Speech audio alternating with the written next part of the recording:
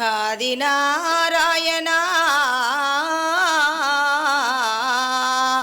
ఆదినారాయణాయనుచునాలుకతోడ పలుక నేర్చిన వారి పాదములకు సాష్టాంగ నమస్కారం అర్పణ చేసి బహువేడితినయ్య పలు విధములా ధరణిలో నరులెంత దండివారైననో ధరణిలో నరులెంత దండివారైనను మిమ్ముగానని వారిని స్మరింప పరమ స్వాతుకులైన నీ భక్తవరులకు దాసులకు దాసుడ సుమ్మి దాత్రిలోనా భూషణ వికాస శ్రీ ధర్మపుర నివాస దృష్ట సంహార నరసింహ దురిత దూరా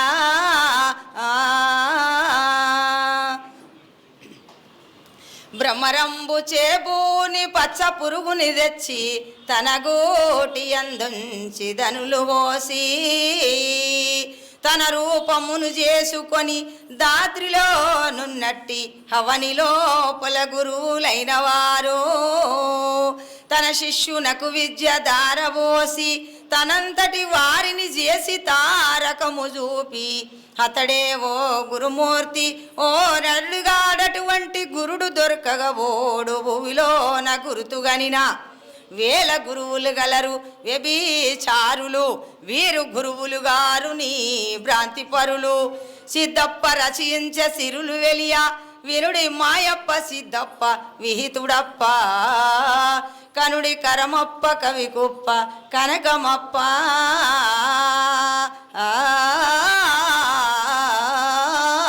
జై సద్గురునాథ ప్రభు మహారాజుకు. భ్రమరం అనగా కీటకం. కీటకం అంటే తుమ్మిద పురుగు. అందరికీ తెలుసు కదా నాయన, తుమ్మిద పురుగు జుంకారం చేస్తుంది, నల్లగా ఉంటుంది. తుమ్మిద పురుగు ఏం చేస్తుంది, సముద్రానికి ఉరుకుతుంది.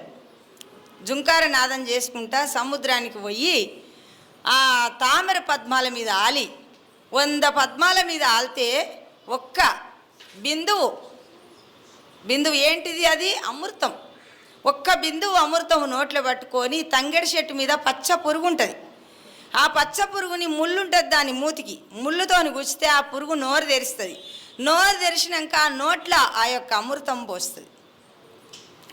అమృత బిందువు ఇడిచిపెడితే ఆ చిన్న పచ్చ పురుగు తంగెడి చెట్టు పురుగుకు అరగక దాని విముస కాదు, అంత విముస పడి ఆ రకంగా అరిగించుకొని ఒకసారి ఏం చేస్తుంది, ఈ పురుగు మళ్ళీ మట్టి తీసి గోడకు ముద్దేస్తుంది. గోడకో చెట్టుకో ఎంత గూడు తయారు చేస్తుంది.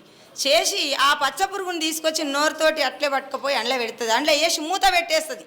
ఏది భ్రమరం అనే కీటకం పెట్టి మళ్ళీ పోతుంది సముద్రానికి మళ్ళీ పోయి వచ్చేవరకల్లా ఈ పచ్చ పురుగు మళ్ళీ ఈ భ్రమర కీటం లెక్క మారిపోతుంది. మళ్ళీ వస్తుంది, నాకు ముళ్ళు గుచ్చుతుంది, మళ్ళీ ఆ యొక్క అమృతాన్ని నాకు పోస్తుంది.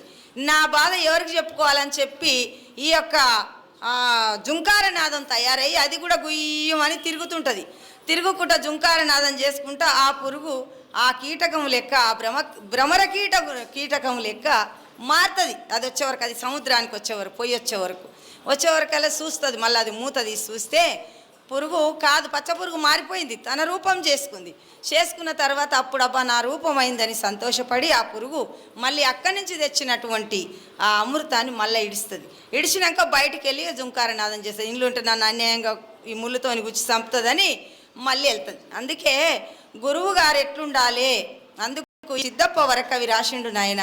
భ్రమరంబు చేపూని పచ్చ పురుగుని తెచ్చి తన గూటి అందుంచి ధనులు పోసి తన రూపమును చేసుకొని దాత్రిలోనున్నట్టి అవని లోపల గురువులైన వారు తన శిష్యునకు విద్య దారబోసి తనంతటి వారిని చేసి తారకము చూపి అతడే ఓ గురుమూర్తి నరుడుగాడటువంటి గురుడు దొరకగబోడు భూమిలోన గురుతుగనినా వేల గురువులు గలరు వ్యభిచారులు వీరు గురువులు గారు నీ భ్రాంతి పరులు సిద్ధప్ప రచించే సిరులు వెలియా వినుడి మాయప్ప సిద్ధప్ప విహితుడప్ప కనుడి కరమప్ప కవికుప్ప కనకమప్ప అని ఆ సిద్ధప్ప వరకవి రచించిండు నాయన. దానికి కీటకానికి కూటము లేదు, భ్రమర కీటకానికి కూటం లేదు, తుమ్మిద పురుగు అంటాం మనం. అందుకు అది ఆ ముళ్ళుతోటి అమృతాన్ని తీసుకొచ్చి దానికి పోసి మార్చుకుంటుంది.